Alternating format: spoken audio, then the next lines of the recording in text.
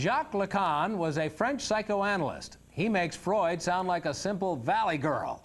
Lacan's theory of how the self works is so complicated it makes my teeth hurt to think about it.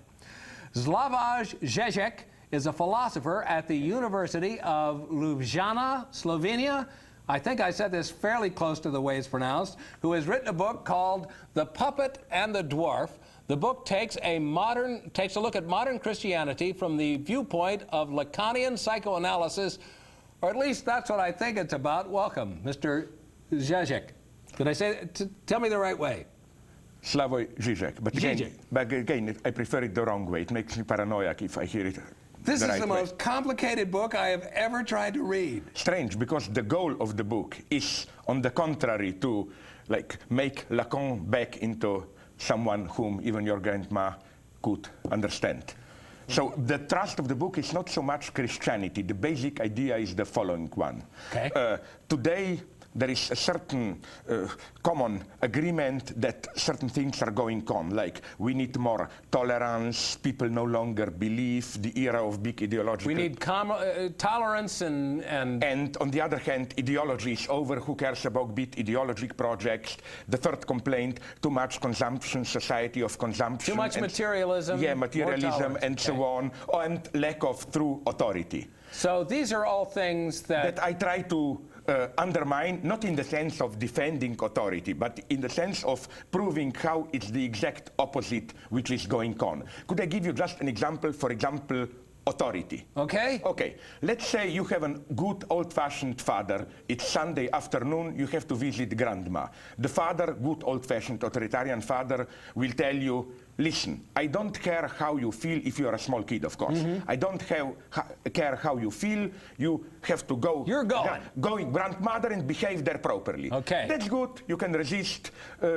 No, nothing is broken. But let's say you have this so-called tolerant postmodern father. What he will tell you is the following.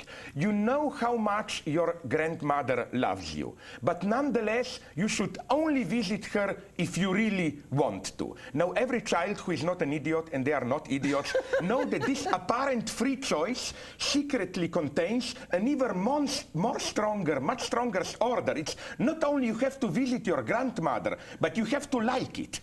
So I'm beginning to like this book all the more. That's one example of how apparent tolerance, choice, and so on can conceal a much stronger order. So we should go back to more like the dad that just says, "'Cause I said so." Absolutely. It's more honest. Another example, society of consumption. We say, oh, we just consummate today and so on and so on. And no values, no constraints, and so on. One nice paradox. It appears like, today you are allowed to dedicate your life to pleasures, actualizing your true self. Who cares about... Build your sense of self-esteem. Yeah. But in order to do this, now things get complicated. You have to do the proper jogging, proper feeding, not to harass others, and so on and so on. So the paradox is that the final outcome of this so-called hedonism is that our lives, I claim, are more regulated than ever. The final paradox here. Trying to live healthy is killing me.